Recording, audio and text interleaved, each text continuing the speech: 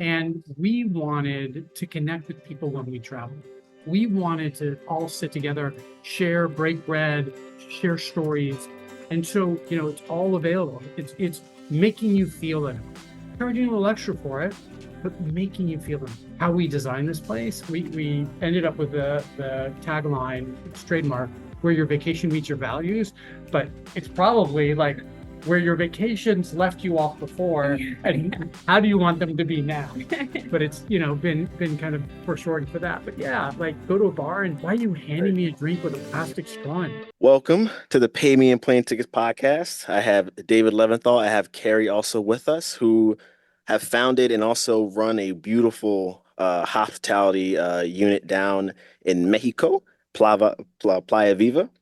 Welcome in. This is a very eventful day for you guys to be recording. And I wanted to introduce this day where you guys can at least explain kind of the journey and the founding of this beautiful institution and kind of what is the look forward between both of you two. So welcome to the podcast. Shalani, thank you. Yeah, thanks. We're excited to be here. Glad to It have you is guys. a historic day. Um, but yeah, hopefully what we'll be able to spend some time on is, what are the things that we can control? What are the things that we can let go of? And what are the things that we can make a positive impact on? Yeah, So, that's very vital right now, honestly. What can you control? What can you actually have a positive impact despite the circumstances? And so yeah, yeah, it makes sense. But let's start kind of from the beginning. Where do you both hail from? A little bit about yourself. ladies first. Yeah, I'm Kerry. I am from England. I am a specialist Oh, in, you're from Swindon. I'm from, yeah, a little town in England called Swindon. It's not interesting for tourism, so I wouldn't buy a plane ticket there. But I bought a plane ticket out, and now I'm working here at Playa Viva. I'm a specialist in marketing and PR for regenerative tourism models. So that's how I ended up here at Playa Viva. But yeah, my background is in like helping hotels and tourism boards, airlines, yeah, promote themselves on different markets. Wow, Um, wonderful. yeah. Wonderful. My role is more around kind of branding, people development, fundraising around all the impact work that we do. But really serve as a founder of Playa Viva and help set the direction, design, expansion, um, and also founder of Regenerative Travel. Although Amanda Ho is the executive director of it, CEO, she does a great job running that organization. That's actually how Carrie and I met. Yeah. Just through that. Yeah, I was working at Regenerative Travel previously, and now, yeah, I'm here as the marketing and special project manager. So, She's getting on the ground experience at a hotel. Perfect. Which is very, very vital. yeah. So were there any early days traveling? So when I always start these conversations off, most individuals have very unique, mission starts as to when travel became introduced into their lives. Some may bring up, "Hey, my family, we've been traveling since we were very young. I'm used to this." Some say, "No, it all started from a study abroad," or some say, "I was, blessed with some benefactor who actually allowed me to, travel with them." It all kind of is a sparse, diverse sort of beginning. How did it all begin for you? Me first again. Ladies, Yeah. I mean, I think like my travel upbringing was very British. So we had like holidays to Europe and we went camping. It was very much like in nature in England. And then after uni, I went on my first like backpacking trip, and it was very much, uni is Brit for oh yeah, university. Yeah, universities. yeah, yeah. Fancy. Yeah. I went to Thailand and Australia, and I was meant to go for 7 weeks, and I ended up staying like 15 months. I went home 15 months later. And when I went back, I was like, no, because I studied fashion design. And before I went to Australia, I had like really good prospects, I had very good interviews, but I was like, no, I'm going away for 7 weeks. I'll readdress my job issue when I get back. And then when I got back 15 months later, I was like, how do I make my fashion experience relate somehow into travel? So I can make that my job, basically. So I got the itch, and yeah. And then because I had a marketing PR fashion background, I just started applying for travel PR agencies. and was like, I have loads of great fashion contacts. And they were like, okay, you're hired. So yeah. And then from there, I've just, yeah, I got some really amazing holiday experiences through work at like super luxury hotels that I'd never experienced before. And that's when I kind of saw the green light, literally in green regenerative ecotourism. I had a few amazing clients that were more focused on that. And then I was like, no, that's where my passion lies. And that's how I've ended up here. But yeah, all my holidays now, I try and be very, very ethical as possible, as ethical as possible with my choices, and I'm enjoying them while I'm there. And yeah, but That's now, interesting. Yeah. So pretty much it was definitely while you were young and also through university, but you got to experience different types of travel that almost those super luxurious or even just the multiple travels in a particular time span yeah, yeah. kind of grew you into understanding, hey, maybe this does need to be more sustainable. Yeah, exactly. Easy And that like started growing. still, when I was going on these like super luxury 5-star press trips, most of the time I'd kind of like try and take a week off after and then go backpacking. So like I really was getting both ends of the scale. Like I'd be, if when I was in Vietnam, I did a tour of some of the like luxury properties there for work. Mm. But in between the luxury properties, I was staying in hostels. So I was like checking out of like 5-star hotels and then being like, where do you want the taxi to go to? And I'm like, oh, just this road. Because I didn't want to be like, oh, like Big Bugs Hostel on Copan Street. But yeah, so I think it's like really valuable to have that depth of like understand the Yeah. whole breadth of and like Playa Viva is a luxury experience, but before I landed here, I was still like staying in a co-working hostel in Puerto Escondido. I like enjoy both levels, all types of travel. Yeah, They all it is have benefits. Yeah. definitely balanced. I love that approach. It's definitely balanced. Definitely you could have, your stay where you are using water and limited soap to kind of get yourself going, or you go to a nice luxurious place and you got soap right there waiting for you. Yeah, fluffy Someone great. towel. That was always the goal when you're traveling for a long time and you get a fluffy towel. So Right, yeah, right. I thought it was hot water. yeah, and that, yeah, fluffy towel and hot water, basic.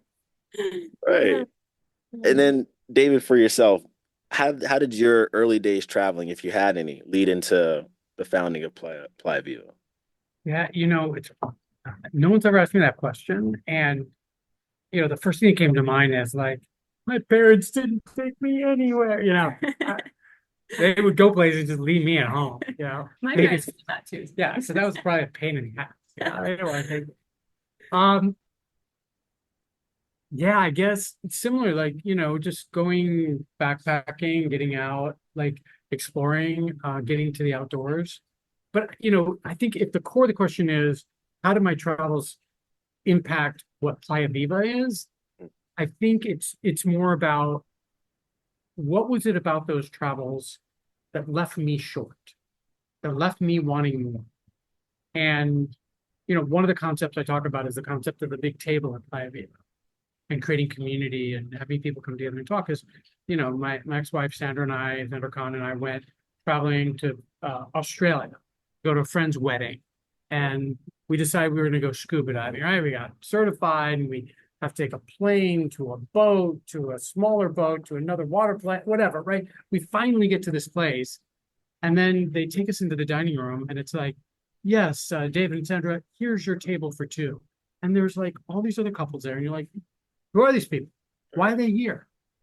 Like, they must be interesting people. Why do they have us all segregated like that? And we wanted to connect with people when we travel. We wanted to all sit together, share, break bread, share stories. And so I think that's really how travel affected me. Another one that I talk about too is, the you go to a fancy hotel with fluffy towels, Yeah. hot water, and they charge you $500 a night, and there's a bottle of Fiji water for $10. You're like, charge me 510, give me the fucking, excuse me, Yeah, bottle of like, Fiji water. Okay. yeah, So it's Playa Viva, it's the same thing. Like, refill your reusable water bottle here. There's aguas frescas, coffee and tea, and it's all available. It's making you feel it. Charging a little extra for it, but making you feel it. And I yeah, think, if my travel experience have affected anything, it's definitely kind of impacted how we designed this place. We ended up with the tagline, it's trademark, where your vacation meets your values, but it's probably like where your vacations left you off before, and how do you want them to be now? But it's, you know, been kind of foreshortened for that. But yeah, like go to a bar and why are you handing me a drink with a plastic straw in it? You Yeah. know? Yeah, So that makes sense. I could just go on and on like that. But yes, No, and you really honestly can, because you bring up a good point. When we talked earlier, you did mention vacation meets value. That's the first time in all of my travels, and I've been traveling since I was a young buck here, that I've ever heard that or even seen that in a promotion or even in a description as to what the purpose of this property is. yeah, That is something you're not seeing in the market, where you are having the traveler think about responsibly. Hey, you are here, yes, to enjoy yourself and to relax, but there is also a level of responsibility on yourself, to the environment, to those who are also partaking in this experiences as well.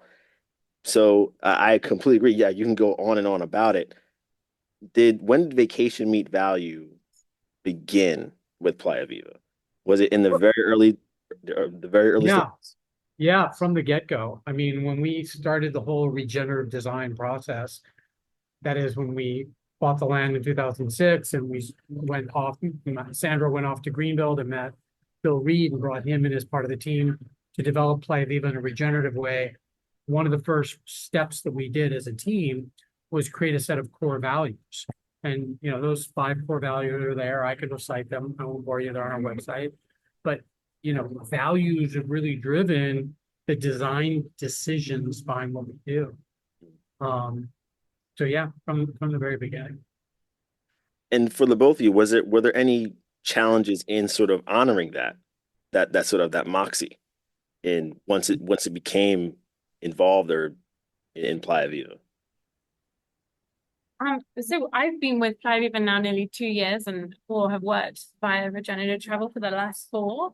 And I'd say the only challenge is like needing that bar. Like we set by putting out that trademark, like we are we have to meet it, raise it, and keep up ahead of it, basically. And obviously, as the market and the tourism and like tourists, their demands have changed.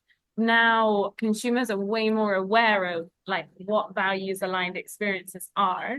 Whereas when Sandra and David started the property all those years ago, people were probably like, what is a solar panel? Like, really? They might not have known, or like if we're saying, oh, they were saying, oh, we're ecotourism, people were like, but why?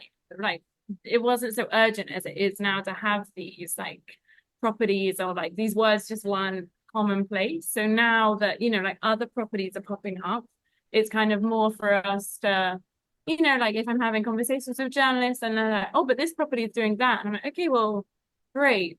That's amazing. We're happy that people are following this trend as long as they're doing it like really to their core and ethically, because you know you can build a beautiful property in the middle of the desert, but if that desert has no access to water, is it really ethical? Is it really an eco property? Yeah, and, Like, and I'll give you a tiny example.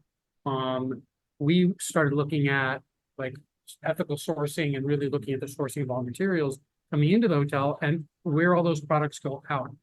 You know, all the recycling, what's trash, what's compostable, you know, really looking at that.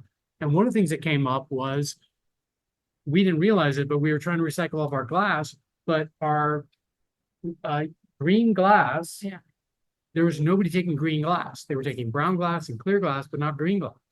Uh, So what does that mean? That means that we couldn't serve Dos Equis, which is a popular Mexican beer brand, in a bottle, and we couldn't serve Heineken, which is a globally popular brand, right? But it was like, no, we are going to make a conscious decision to either find those in a can to Yeah. recycle them or let our client know, sorry, we can't recycle that because nobody takes that glass.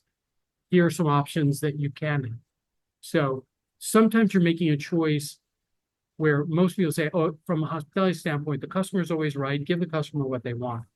And we're going to say, nope, that decision that you want is going to impact us and impact the environment in a negative way. So we're going to have to make a different choice on your behalf, but still give you a choice.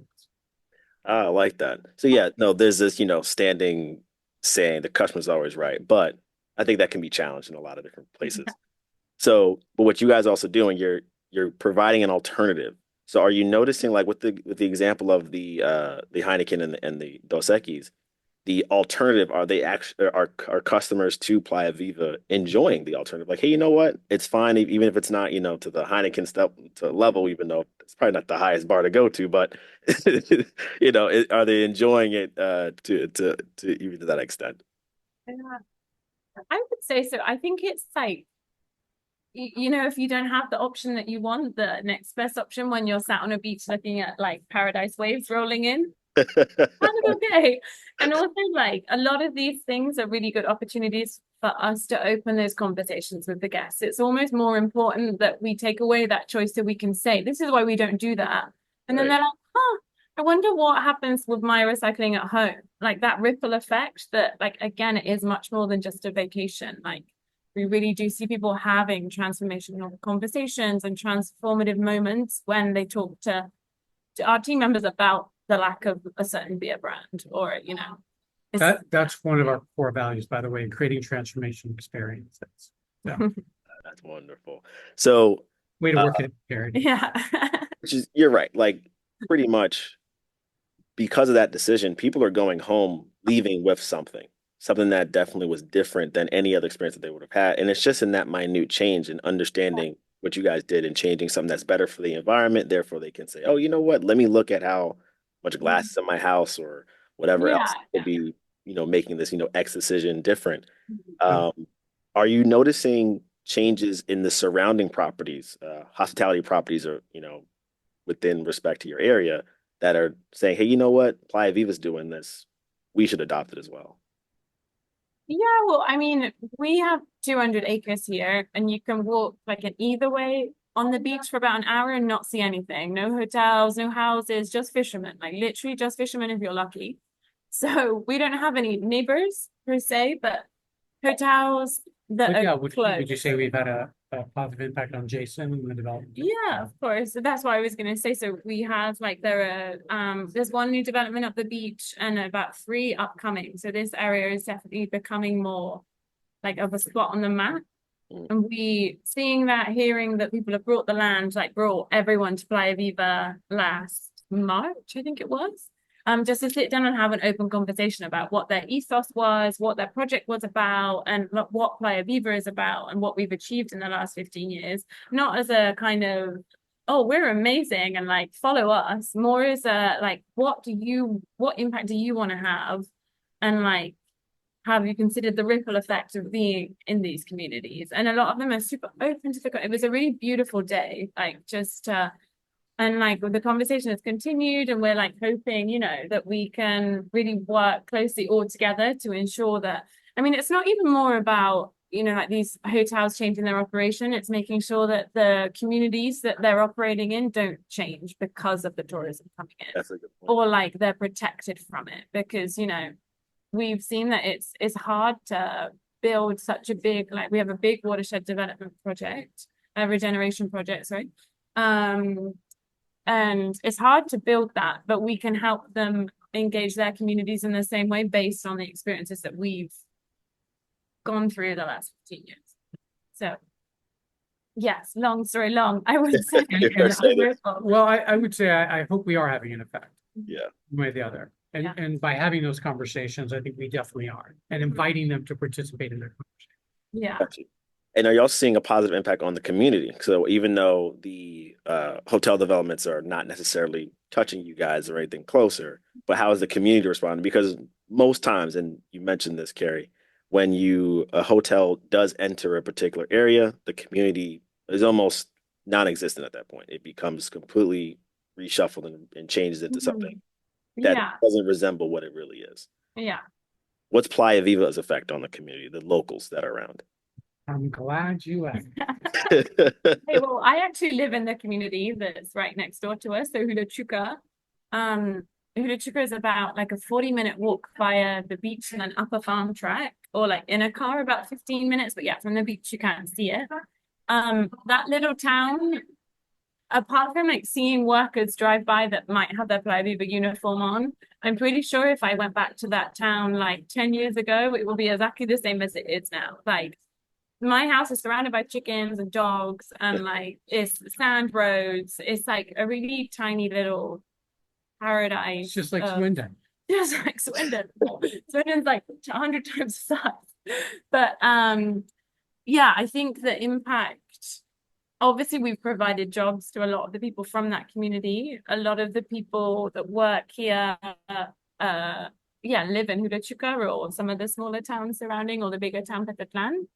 But I think they see Playa Viva as a resource of knowledge, of job opportunities, because now we have this like wider watershed regeneration program that's been like in Yes, place talk about it. yeah, for the last like 8 years you've been working on that. Yeah, but more formally, we have a social environmental impact project called Resimar. Resimar being regenerating from Sierra to Mar, from the kind of Sierra Mountains all the way to the ocean. It's a watershed regeneration project. Yeah. So social and environmental impact, that's really where a lot of our focus has been now. Yeah. So we're using the tourism dollars that the guests invest in Playa Viva to make a difference in the community. So our project focuses on education, water, permaculture, marine conservation, and it will go into reforestation, or we're just starting a project in reforestation as well. So we work in 4 communities that go up the mountain. And yeah, like from that perspective, everyone knows of Playa Viva and the impact that we're having. Like when we talk to people in the community, like their children have been able to go to university and they're the first in their family because of the adopt a student program we have that guests donate to, like helps children here go to school. Like there's only 1 secondary school that serves 4 communities, and like the kids that live at the top of the watershed, most of them, it's just not an option for their parents to pay for them to like even just the gas to get down on their motorbikes from the top of the mountain to the school. So like the adopt a student program like covers their gas, their food, their uniforms, their school supplies, and if there's any kids in the community that have like talent, we've sent like boys to Guadalajara to soccer camps, and we have a turtle sanctuary here on site, so we're conserving like 3 different species of marine and sea turtle. And the women's cooperative. And the women's cooperative that's part of our permaculture node, which is, like really equipping women, mainly single moms in the community with giving them jobs, giving them new skills, giving them the opportunity to get a job, like have one, because it's not like a market that I'll take issue with the word giving. It's providing them with these opportunities. Yeah. Because I mean, this is something that came about because of the work we did on the farm. Women were like, hey, I want to get involved. And from there, they're like, I want to be part of this, making this product, which is turmeric and moringa powder, and now adding other products to it. And then other women are like, wait a minute, looks like Gabby's having fun there. What is Gabby doing? I want to be a part of this. And it began to grow, and there's 7. There's 7 of them involved. Yeah. So, And they're producing like, turmeric that we could sell, like the actual raw form of turmeric. I don't know what the market value of that has, but once they process it into turmeric powder, we can sell that for like $15 in the boutique and along the markets along the coast. So it's adding a lot of value, and we reinvest all of that money back in. So like over the last year, the cooperative has moved locations 3 times because they just keep getting bigger than the space that they're in. And now they're going to be also, so we have like salt flats down the road that we work with. So we only serve like plastic-free artisanal hand. Yeah, some of it's made stuff. in black plastic, like drying ponds are made out of black plastic. And there's some history that I don't want to go into, but there's a few that still do it the traditional way in a much more organic way. Great product. And so the one we work with, the ones who are plastic free. Yeah. And we said that so here, and then the women's cooperative, like one of the next stages for them is that they brought like a really big machine that turns the sea salt that's quite chunky into like more fine table salt. So Chunky is a British word. Chunky is a British word? He's chunky. So granules of salt. So Lonnie, you're probably going, Oh my God, No. We use chunky over yeah. here. We got it. And I do use turmeric. You know, my knees need help, so they always say use turmeric. So definitely, I'll be looking Well, forward. ours is the Yeah. highest quality. Exactly. The highest It's the quality. best. It's the best. But what you described as almost a sort of recycling in the community, like the community's providing to you, you're in turn giving back to the community Mhm. in the plethora of bulleted ways that you just Yeah. mentioned and how Mhm. impactful that is. Um, The word I'd like to use is reciprocity. It's yes, a regenerative term. I love that word. So really Yeah, trying to be in reciprocity. Yeah. Like that's taking a whole systems thinking approach. So like how are we affecting the environment and how can we offset that with like investing funds in strategic projects? which makes sense. Makes sense. And for the sake of the community, is there any uh maybe troubled investing in there? Are there probably other outside factors trying to, either like take over particular parts of the land or, not necessarily good actors in the I area? mean, tyrants, Yeah. autocrats, Because you mentioned Puerto Escondido. I'm a surfer, so I've been going to Puerto Escondido a bunch of times, and over the course of at least the last, I'd say 5 years, it's been changing. There's a lot of fights yeah. on what's happening due to just me being there. Yeah, It's really just yeah. right there. I think the reality is Mexico does have kind of that criminal element to it. And it's something that Mexico culturally has to work through. Um, because we're in a very remote spot, we are able to escape a lot of that. So, um, but I think anybody who tells you that those elements don't exist where they are in Mexico, they're not telling you the truth. So, Gotcha. but Yeah. I think the reality is because we invest so much in the That's what I was community. gonna say. Yeah. Go ahead. Yeah, that's what I was gonna say. Like because of that investment in the community, it it's not like a fix for sure. It's not, but there are what we're trying to achieve is to bring opportunities back to this community, so they might not be. Like one of the biggest things obviously is like people wanting to go to the States because they feel like there's this like dream life over there. And a lot of our regenerative education curriculum is like focused on trying to reinvigorate like the love for this community and the wealth of the land, and like making the kids realize like how special it is to be from this place, rather than like that historical perspective of like no, but it'll be better in America, you know. And yeah, and like again, like working with the new developers that are coming in down the coast, we're like obviously we're not about to be the next like Tulum. There's like two of us right now on this beach, but it's combating against that because Yeah. it's sad to see because these places are beautiful, but like they need to coexist with like the people that are from the land, like respect those people. Yeah, during when Legacy Works was here, a group that works with us on the social environmental impact part of what we do, they had done a study on um, how many kind of downstream yeah. people there were Mhm. for each room that was built. In other For a words, hotel. yeah. So if there's one hotel room, in some communities it might be 8 more people, in some communities it might be 10, in others it might be 15 people for every room that's built. And that means, taxi drivers, haircutters, restaurateurs, vegetable stands, all of that.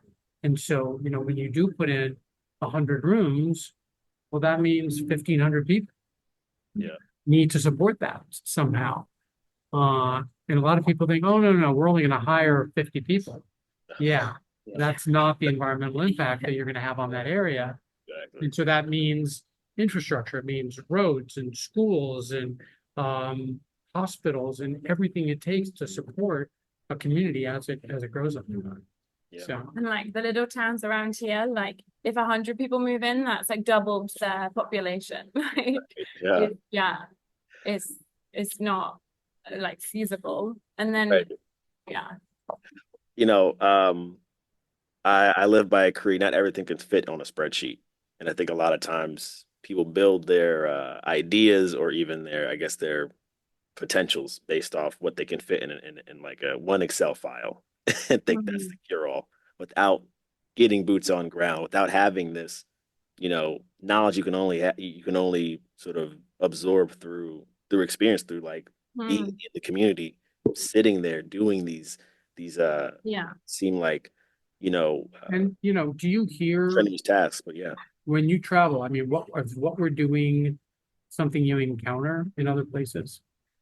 I do in certain places and at certain properties that are curated for that type of experience. I don't want to name names, but like let's say I'm going to like Puerto Escondido is a great example. I see that. There's a particular property I go to where there is that type of thinking, that type of mission that is um probably not to the extent that what you guys are doing, but the seeds of it are there, or even they're in their infancy years, as they like to. Mhm. I mean, do you seek that out? Do you think people really want this? They're looking So for, I do seek it out. And actually, Booking.com just today released a report that shows that the number three travel trend for 2025 that they anticipate will be sustainable travel. That most of the coming spenders in travel are going to want to travel in which their dollar is not necessarily going back to corporations or back to investors, but going back to community in many different sort of funnels. Could be through, you know, recycling, going back to education, things of that nature, or sustainable infrastructure. Um, that is something that is a trend that's happening. So it's happening with people who are just younger than me, and I think that's really what you want to capture because um, that's a new way of thinking, a new way of traveling. So you guys are pretty much on like the precipice of like the next the next phase we're coming. on the precipice of the precipice. So what was number one and two, though? That's what I want to Yeah. know. There was yeah, number I can't remember Space number two, travel. but number one was pretty unique. It was like nocturnal travel. It was people Oh, traveling to night sky. yeah, doing night trips and Like really Finland. catching up on sleep was the funny thing. Yeah, Oh yeah. God, yeah. Oh. I just want to go somewhere to sleep. Wow, okay. Yeah, it's happening. You guys are definitely in the So you number guys two is I want to go someplace to wake up. Yeah, yeah. Number three is I want to be sustainable about it. there you go. Um, do I have this right? You guys earned a Michelin key this year. Yeah. Two. Two. Like, Wow. yeah. Explain that. That has to be a feeling. What was that moment like? What was like for you? Very excited. Yeah. It was like a surprise because they've been emailing us for a while to say that, like the Michelin Guide were putting out all these hotels. And then, when the email come in, I thought it was just another update about our page with them. And then I was reading it and I was like, no way. And yeah, I think I was back in England. So I was just sat in my office on my little chair, like, woohoo, yeah. And I go to the gym because I don't speak to anyone else. I'm like, we got two Michelin keys. And people at my gym are like, what is she talking about? But That's a yeah, key. I thought it was stars. yeah, yeah, yeah.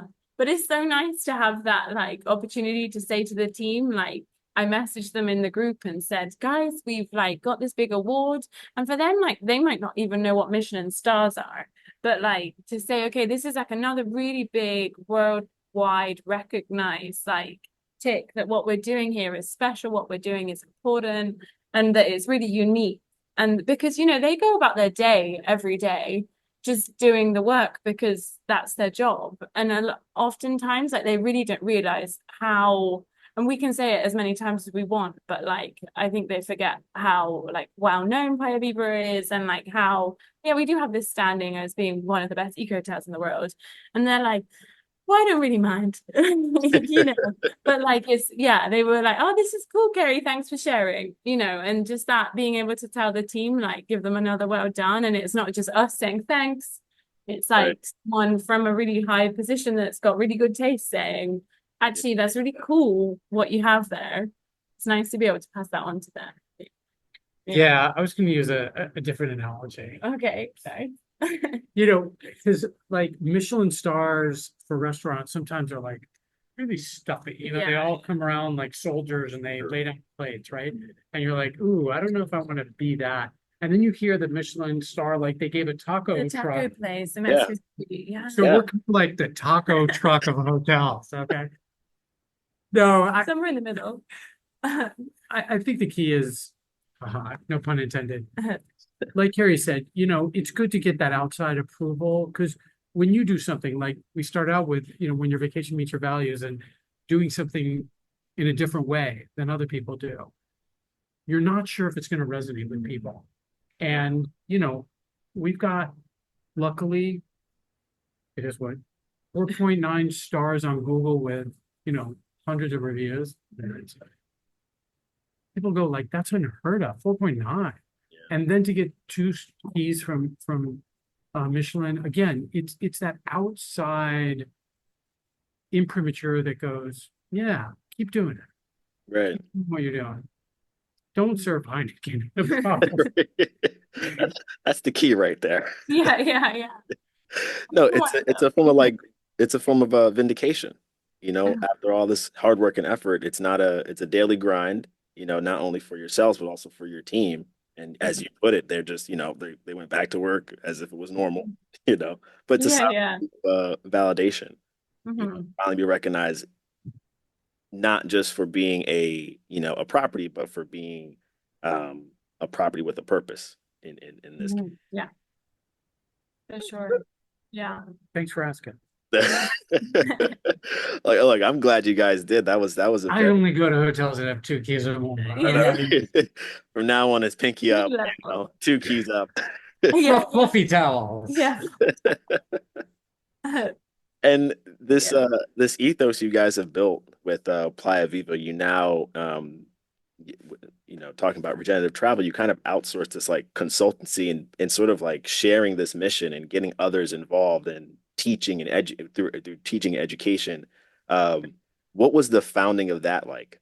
That sort Yeah. of like, hey, we need to take this idea and really pitch it out.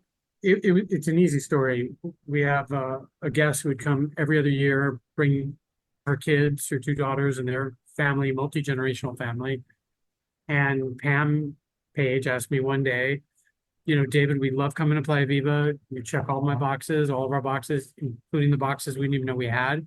But we just can't always come to Playa Viva. We want to go to different places. You must know what other Playa Vivas are out there. And it's like, huh, wow, you know, customer driven demand, you know, business idea. If, you know, she's asking, there's probably a bunch of other people out there asking that same question. And so I began to reach out to other hotels that I was tracking.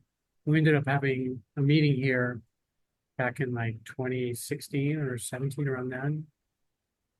And what I thought was they were only going to be interested in sharing customers and what I call economies of scale marketing. They're like, yeah, that's all good, but like, what are you doing about recruiting and training your chef? And what are you doing about volunteers and managing your volunteer? Like, it was more about sharing the best practices amongst the hotels, that there was a lot of value in that. Amanda Ho came in and really took from what started out as what I call, you know, by hoteliers for hoteliers, and has really expanded the ecosystem. So it's for travelers who are interested. Okay, how do I find some hotels? It's for tour operators and travel agents. And she set up a program called Agents of Change for travel agents who are really looking at setting up that connection between travelers and properties that are really creating those transformational experiences. So she's really expanded the ecosystem in a really nice way. And so I'm looking forward to how that whole ecosystem is going to continue to grow over the next couple of years.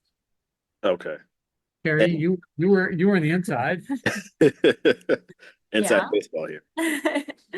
No, yeah, I think regenerative travel is like a really, especially, it's just needed, like that base, because I think regenerative tourism as a concept, like it's about community, it's about collaboration. Like we're not going to get anywhere unless we band together.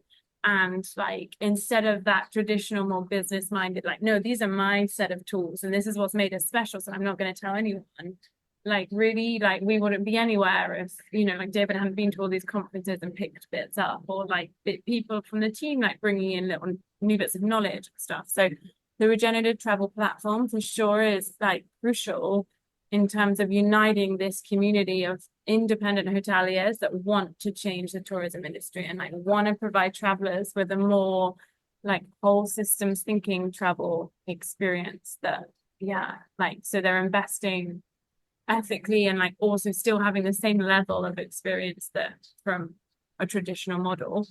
And yeah, and bringing in these other new, like the travel agents and the travelers and stuff. Like, if you don't bring in travel agents, like you're cutting off the whole top end of the market that people would just, you know, like can't go on booking.com themselves. Do that. Like, if you don't engage those people, then you're like missing a huge market. So yeah, what they're doing right now is super, it's exciting. It always is. It's good thought leadership for sure. Yeah, you're showing that you know that there's another way to win. You don't necessarily have to do Exactly. one. Yeah. Yeah. Yeah. And that's needed. That's something that look, you're not gonna the mission is not just to only make Playa Viva successful and those around it. It's also to make every Playa Viva successful and operate in the way so that there's a massive growth and change in Uh-huh. how you run these properties and how you actually Yeah. can build a sustainable community around travel. And Yeah. all we do is to share it, is to actually Yeah. talk about it, go around and teach and engage with those who don't know. Because sometimes it's unknown unknown. Exactly. Yeah. Yeah. And then until there's enough like sustainably minded properties, then like there's going to be people choosing the old model because that's the more affordable, or like, you know, not everyone has the disposable income to spend that little bit extra, but it's just like cool It thing. doesn't have to be extra. No, it doesn't have to be. No, but yeah. True. Okay, so what's next for Playa Viva? Uh, what do you guys see in the future? For Playa Viva, Yeah. well, I mean, I think expansion. You know, we're scaling as a regenerative hotel. I mean, we start out 5 rooms, 8 rooms, 12 rooms, 19. We're building our 20th room now as a model home. We're actually just brought in, we're 100% off grid solar. We brought in some lithium batteries that upgraded our technology. Finally got somebody who would provide us with a product with support around that. So that's going to help us kind of take what we're doing to the next level. So that's a big part. Our whole Resimar, the watershed regeneration project, that's really spinning out of what we're doing and becoming its own entity. And that's really exciting for us that it's going to kind of exist outside of us. The farm, we're spinning off the farm as well. And just had a meeting about that today. And the farm guys were like, wow, we gotta have to really start thinking more as farmers and producers and not just kind of farmers here, just kind of tending. Yeah. So it's about kind of Slow considered growth. slow considered growth. I like that. Slow considered growth. Um, And then taking on Heineken to get the finishing glass on. well, either develop have them Yeah. yes. Yeah. But well, and I think other things we're working on too. We're recertifying our B Corp. Yes. Yeah. Yeah. So Okay. that's coming up in January 2026. So Want to talk about what B Corp is, or yeah, I mean, yeah, B Corp is an NGO organization that kind of certifies businesses that put people in place over profit. So now we have our B Corp certification. We're like legally obliged to act ethically, basically. And it's like a really long process. So the actual application process takes about a year. It's like very data heavy. So they're not just saying kind of like, oh, what do you do and how nice is it? They're like, how many team do you employ? Like, how many of those are women? How many of those are single moms? Like, how much do you pay them? Where does your water come from? How do you use the water? Do you recycle your water? Like, once you answer one question, they'll ask you 5 more questions about that question. So it's very intensive. And like now we're in the kind of middle stages, the 3-year period between recertifications. It's like daily data capture. So we need to prove to them that we're continually improving. Otherwise, we won't recertify, basically. And when we certified, we were the highest rated B Corp hotel in the world. So that was a big plus. And then about 4 months later, another hotel in Colombia beat us. So that was all good because like I'm saying, it's collaboration, it's community, and like we need other people in this space to be doing the same work. Otherwise, so yeah, a large part of my focus for this year is going to be getting us ready for that recertification. So hopefully it's as painless as possible. But like it is daily work. It's not just kind of like another certification that you get it and you can hang your like award logo on the wall. It's really like there's chats, there's Excels, there's documents, there's like weekly reports that I ask for from the guys. And when they see like a B Corp question from me, they're like, I know, otra vez, not her again. Like, yeah. So It's worth the work. It's worth the work. Yeah. yeah, for Do sure. we have to figure out how to get 3 keys or? Yeah, that also, yeah. It's also plans. Yeah. So the goal obviously is to recertify and be the highest rated hotel again. So to work out where those points were missing. And like we've done a lot of work. So, like I think we still might have come to it at some point, but like last year we did like a huge supply chain review, like David was mentioning with the beers, and without the kind of like knowing that B Corp are looking over our shoulder, would we have done that just yet? I don't know, probably, but yeah, it definitely it's good to see that it like we know it'll help us with points and stuff. And good just for overall like awareness of the whole operation. It's very eye-opening. No, it is. And I'm glad to see that you guys are going to be recertified or working to recertification. Yeah. I've noticed that a lot of companies are trying to be B Corp certified. And if to explain it for some of the listeners, um, financial institutions have to answer to the SEC. Think of like a B Corp has to answer to a set of laws that actually showcase that they are legally Mhm. sustainable and doing the right things Yeah. for environments and Yeah. communities. And most would say back in the day, people would actively avoid it, but now there's this push to join that Yeah. level of scrutiny. It's almost you're almost going through an audit for yourself, you know. Yeah, that's basically what it is. Like the most intense audit you've ever seen. Like, yeah. But it's good because like when I sit down with guests and like we can mention B Corp or they see our logos on the wall and they ask about it, it's really good that we have that backup to say, yeah, we are B Corp certified. You can go on their website and read our data review from them. It's not us just telling you that like we've got glass straws and we have solar and we're 100% off grid. It's like I can sit there and say, okay, well, I've just added the water data for yesterday, and we use this many liters on the farm, this many in the kitchen, this many here, and like compared to last year, that's this much. Then they start rolling their eyes, but I'm like, but I know it. So it might not be sexy data, but it's Right. data that we're like proud to have. So yeah. Yeah. It's actually probably the best kind of data you want, in all honesty. Yeah. And again, it's like we were saying, that opportunity to have the conversation and like get people's minds thinking. It's Yeah. nice. Yeah. Game. I can go, and I think we both can go all day on sustainability and travel, but I know that you guys have a day ahead of you. We got a whole day ahead of us for both of us, for ourselves. So on the podcast, we ask these pay me in plane tickets questions, quirky questions, to see Okay. where you guys fall on the spectrum. So let me know when you're ready. You're ready? Okay, quirky questions. All right, let's go. If you were to be paid in plane tickets, which airline are you choosing? Ooh, I like Air New Zealand. They've got a cool vibe. They've Okay. some good safety videos. I've been an Alaska Air fan. I really like small regional airlines that treat you like, it's down home. Gotcha. So Alaska. Yeah. Although I'd like to fly Cathay because they seem to go to good places. So, but anyway, but yeah, Alaska, without a doubt. Homie airline.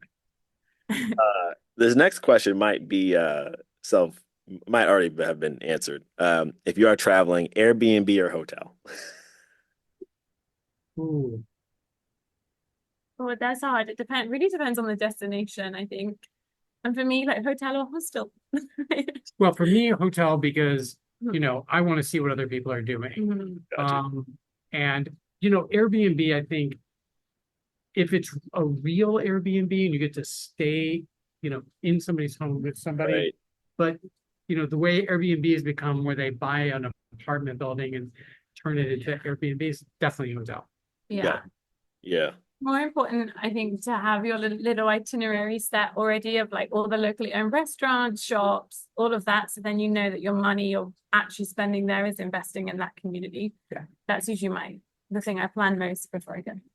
Got you. Mhm. When you travel, do you guys use any particular travel credit cards or debit cards for your points and miles? Or are you cash? I'm really bad at that, so I'm like the worst person to ask. I like avoid it because I look at them and get confused, and then I'm just like, I need to go, so I'm just gonna buy it. You know, I hope you do a podcast just about that question, because I'm sure there's a way to optimize that. Look, if I want to fly Alaska, I should have the Alaska card, blah, blah, blah. But I just use American Express, and it's awful because when I'm traveling internationally, I get It, international transaction fees and blah, blah, blah. But if I ever have a problem with a transaction, I call Amex and question it, and they take it off immediately. And then they deal with the merchant. yeah. Other people, they're always questioning me like I'm wrong. And Amex treats me like I'm the customer here. Customer's always right, right? But I'm not going to make a claim last. But I do like the customer service I've gotten from Amex. And Yeah. I'm a proud green card member since '87. Oh, that's good. I like the green card. There you go. Okay. The British Airways Amex thing. But yeah, I really, that's probably why I said that I like to fly Air New Zealand, even though I'm British and I'm currently in Mexico. Like I'm no loyalty to anyone. I'm like you. I was in the MX sphere, but I'm just cash now. It's just simpler because I lost track. Yeah, but no, Yeah. definitely the customer service on MX is top notch. Yeah. When you guys do travel, carry on or check bag. I try carry on. But Yeah, for me, I have to carry on. I've just had my bag, or people I know lost too quickly. So yeah, always carry on whenever you can. Team carry on. Pack, pack ultralight if you need to. Wear the same clothes every day if you have to. No carry. Capsule wardrobe. Yeah.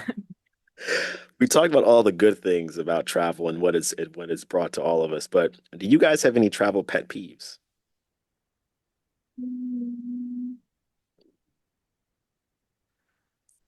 Not like immediately come to mind. Well, I think when you look at probably the biggest problem with travel, I think, is over tourism. Mm-hmm. And that's the concept of you have to go to, and I remember being in Thailand. I was in Thailand, and I ran into a college girlfriend of mine, just one of those crazy travel stories where I came out to get a cab. She was coming out of the cab that I was going to get into. Like, Yeah.